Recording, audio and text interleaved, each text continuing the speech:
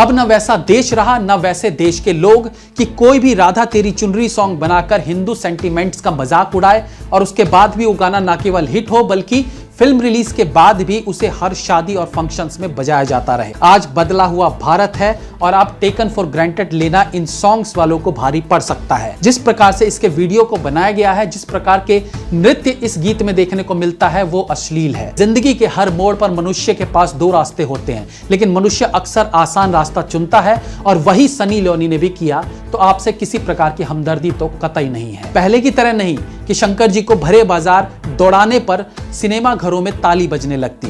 आज कुछ गलत करोगे तो शोर होगा, विरोध होगा।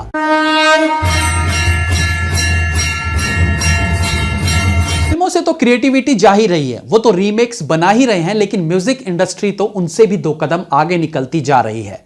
रीमेक बनाकर सॉन्ग्स का तो बलात्कार हो ही रहा था, अब जब इनके पास रीमेक्स के नाम पर कुछ नहीं बचा तो जुट गए हैं गाने को कंट्रोवर्शियल बनाकर हिट कराने में।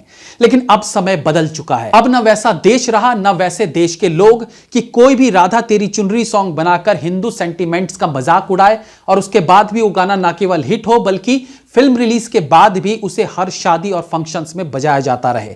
आज बदला हुआ भारत है और अब टेकन फॉर ग्रांटेड लेना इन सॉन्ग्स वालों को भारी पड़ सकता है। अभी हाल ही में एक गाना रिलीज हुआ है जिसका नाम रखा गया है मधुबन।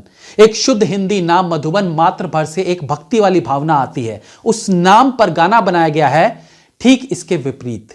यह कोई भजन नहीं था, अपितु अर्धनग्न अवस्था में अपने अंग प्रदर्शन करती एक सिनेमाई कलाकारा हैं सनी लियोनी, जिनके बारे में आप सब निश्चित तौर पर जानकारी रखते होंगे। उन्होंने इस गीत पर नृत्य किया है। इस गीत को गाया है महिला गायिका कनिका कपूर ने, जिन्हें बेबी डॉल नामक गीत के लिए याद किया जाता था इसलिए कह रहा हूं कि इससे ज्यादा इन्हें पिछले साल प्रसिद्धि मिली थी जब ये कोरोना नामक बीमारी को देश में लाकर झूठ बोलकर घुसी थी और इनके कारण अन्य कई इस बीमारी के शिकार हुए थे। ये सब शायद मैं नहीं बताता, परंतु कनिका कपूर को जब हिंदुओं के भावनाओं की चिंता नहीं है तो हम इनकी चिंता क्यों करें। जब इन्होंने इस तरह के गीत को गाते समय हमारी भावनाओं का ध्यान नहीं रखा तो हमें भी आपसे किसी तरह का प्रेम नहीं रखना। इस गीत के बोल हैं, नाचे मधुबन में राधिका नाचे। यह गीत भगवान कृष्ण के लिए राधे मां की भक्ति को दर्शाती है। इसमें पूर्ण रूप से राधे मां का नाम लिया जा रहा है और उससे भी शर्मनाक है इसका चित्रण। जिस प्रकार से इसके वीडियो को बनाया गया है, जिस प्रकार के नृत्य इस गीत में देखने को मिलता है वो अश्लील है। 1960 में प्रदर्शित सिनेमा कोहिनूर के इस गीत को मोहम्मद रफी और नियाज खान ने गाया था और इसके गीतकार थे शकील बदायूं। इसके विपरीत आज जब इस गीत को अश्लील करके बनाया गया तो इसे स्वर दिया कनिका कपूर ने, अरिंदम चक्रवर्ती ने और तोशी ने। संगीत भी तोशी का ही है। गीत को लिखा मनोज यादव ने। गीत में सनी लियोनी और शिविका प्रताप सिंह ने अश्लील नृत्य किया है। इस नृत्य को सिखाया है गणेश आचार्य ने। इनमें से 90% हिंदू हैं जिन्होंने इस तरह के गीत का निर्माण करते समय यह तक नहीं सोचा कि इस गीत से हम किसी की भावनाओं को आहत कर सकते हैं या फिर ये सब जानबूझकर ही ऐसा कर रहे हैं। क्योंकि जब आप इस गीत के बारे में केवल सुनोगे कि ऐसा कुछ गीत बना है तभी आपके मन में आएगा कि यह गलत है, लेकिन जब आप इस गीत को सुनोगे, इसके वीडियो को देखोगे तो निसंदेह आपको भी बुरा लगेगा। सनी लियोनी के लिए क्या ही बोले, उन जैसों से और उम्मीद भी क्या की जा सकती है।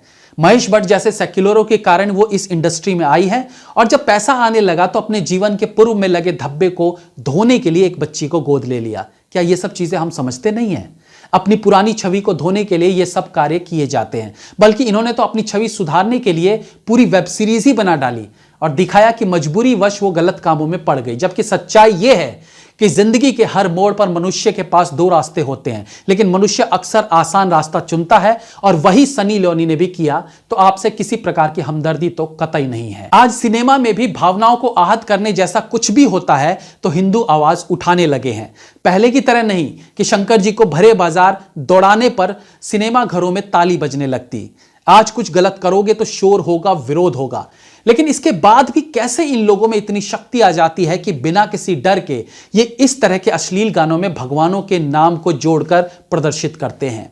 इस गीत को पूरी तरह से बैन किया जाना चाहिए। इसे YouTube व अन्य सोशल मीडिया प्लेटफॉर्म से हटा दिया जाना चाहिए, अन्यथा इस गीत का बॉयकॉट करें। कितनी अनोखी बात है ना कि आज गीतकारों के पास गीत लिखने को शब्द नहीं बचे कि उन्हें भगवानों के नाम को जोड़ना पड़ता है। इस तरह के गीत को लिखे जाने के बाद गायिका की बात देखिए कि उसका करियर में कितना अकाल पड़ा हुआ है कि उसे इस तरह के गीत गाकर अपना गुजारा करना पड़ता है।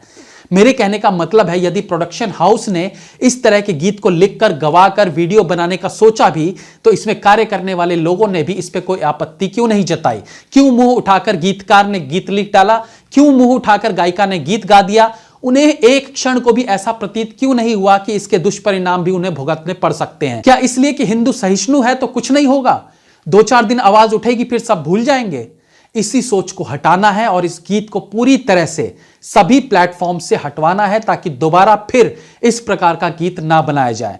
ट्विटर आदि पर जाकर बॉयकॉट ट्रेंड करवाएं, ताकि इस पर सही प्रकार से ठोस कार्यवाही की जाए। जय हिंद, वंदे मातरम।